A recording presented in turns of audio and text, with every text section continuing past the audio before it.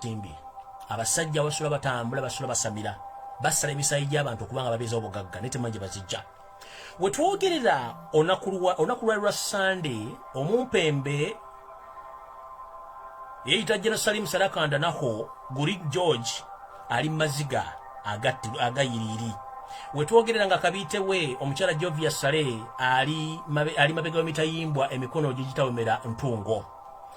Byaze bitya omukyalo ono abadde alina business nyingi mu Uganda era nga aziddukanya naye nga alina akamero kangi nnyo tekamanyika mugundi ka bawe oba bawe wokubiri Yosef Basiro mutano wakalekezi mu nsimbi. Omukyalo naddukanya business nyingi nnyo mu Uganda weppola okubamu kubali mu kwenyigira mu kutunda patisi z'abaana abakwatibwa mu Uganda.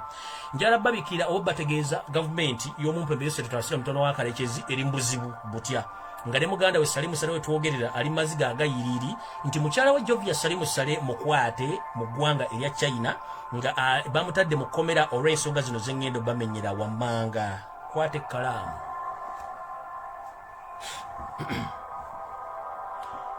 Abantu bano abakola mu gavumenti y'omupeereza balina business ez'enjawulo. Nabagamba teweegombanga nnyo omulimu nga tomanyi specific job y'omuntu gy'akola naye nga avuga emmotoka za bbeeyi asula mu nnyumba za bbeeyi bwe bataba mufera batunda njaga. We twogera omukyala Jovia Salimu Sale abadde nga atunda enjaga mu China naye ng'agitunda yatya. Abadde agitunda bw'ati. Jovia abadde alina abawala bakozesa okutwala enjaga e China naye nga naye agenderako. Ye teyeetikka wabala ne batwala enjaga eno kati ye bw'atuuka eri akwata sering enjaga maze okuyita ku biseera ebisinga obungi. Ne bagamba ennaku z'omubbi zibeera 40. We twogera Jovia Salimu Sale ali mikono gy'Abachina oluvannyuma lw'okukwatibwa n'enjaga kilo 2.5 baamukutte batya wano wendaga.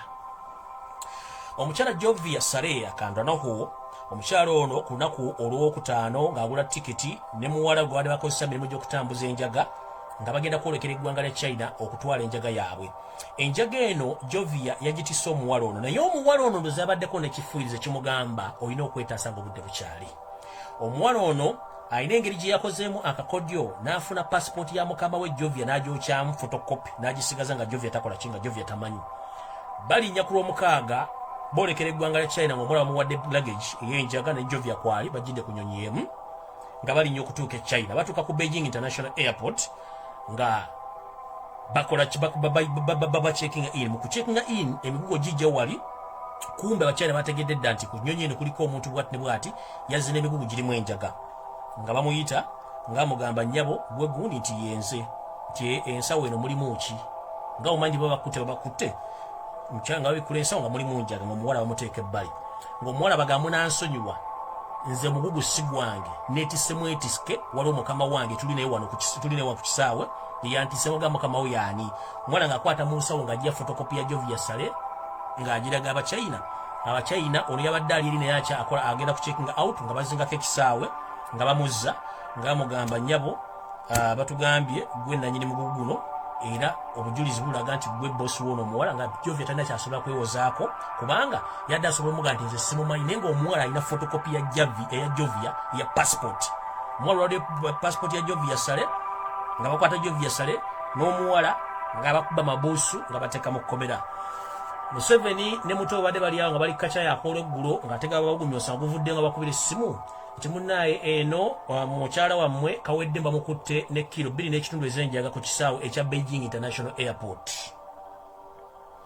Kuba mwaka faananyi ng'omuntu obadde omanyi akola bizinesi ndala bagande bamukutte n'enjaga kyokka nga muntu munene mu ggwanga ne bagamba temwegombanga nnyo omuntu alina ssente. Temumanyi ssente zino gye bazijja.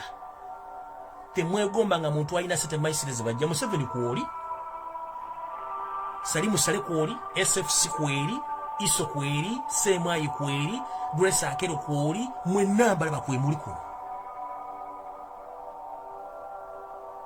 Mwenna kwe muli kuno information mugimanyi. Bamukutte nga bateeka mabuusu. Ng'essimu zivuga. Sirugambo nti ye mukyala bamukutte bamukwatidde China ku Beijing International Airport n'enjaga n'omukozi gwe badde bagenda naye.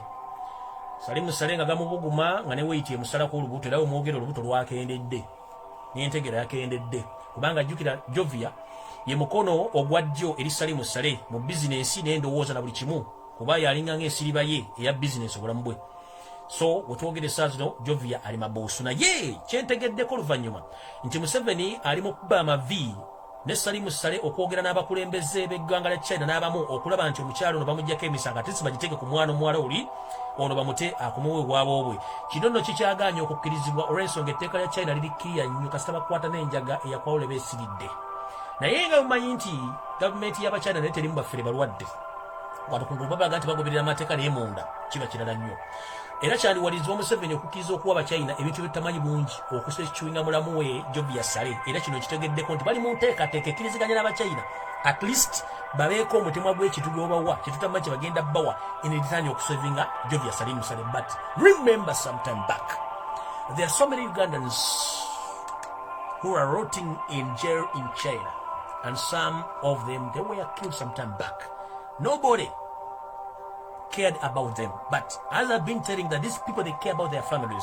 Right now, Museveni is bargaining with the Chinese government to release Jovia Sale. But remember, there are so many Ugandans who are rotting in jails in China on the same cases of cocaine trafficking.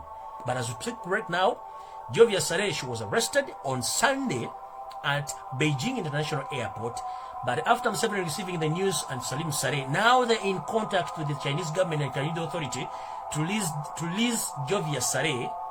But the Chinese government, he hadn't responded. But Museveni is willing to give whatever it takes to rescue Jovia Akandanaho Sale as we speak right now.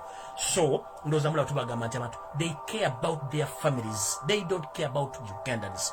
Bannayuganda bawera n'ebitaano abali mu makomera nabo nga babasalako densingo lwakutambuza njaga kop naye ono just a mere person olw'okuba nti wa interior yaabwe ye bali mu kubagaininga muwendo ki gwe basobola okuwa China ete Jovia.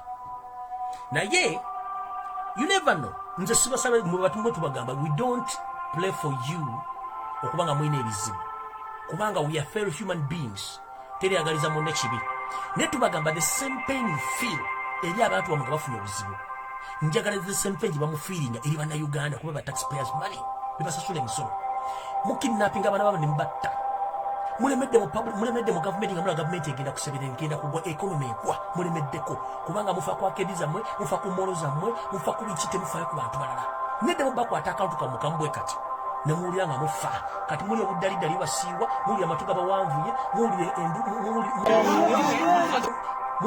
entongoli matu muwulira mwenna amatongo abatwakadde ebigere tebite temufuna tulo naye nga remember as you speak right now abaana bawulira omutwalo gumu abaganda mwabatadde mu acid ne basirya ne bavaawo abala bakyali mu makomera bavunda mu bakulu mwagala batta naye just a mere Jovia eyakwatiddwa musongo ate kino abadde akikolera ebbanga eriwo nga batikka abaana enjaga ye n'asookayo n'afuna sereze clean kati ku luno omwana yamusereza akabadi n'abagamba nabbosi wange y'ono nga tosobola kwewakana kubanga omwana bagenda ino luggage ya mukama we yagintisse oga mukama we yange n'abawa passport nga namu system bamula yakoze eki yayingidde kyana n'agamba Son Ming n'amugamba Son Ming ntigamba Ping Mong Ming ku ttebo wete ya clearance tekuliko omukyala mwita Jovia Sale mugamba ayimiriraawo tafaawo. Son Ming Ping n'ategeeza Son Ming nti she's under arrest ne bakwata mwana babatwala kati munnange mujja tegeera ensigo ekyo bwetegeeza buli kimu kigenda kubava mu ngalo. Museveni n'agamba obanga oli mature enough nga you have vision as you say, sit at your round table. Sit at your round table with your mafias. Every time I used to speak to you and I tell you, please, everything has a beginning and everything has an end. Right now, it's the beginning of your end. Don't leave us in pieces. Leave Uganda as you found it. Whatever mistake you make right now, it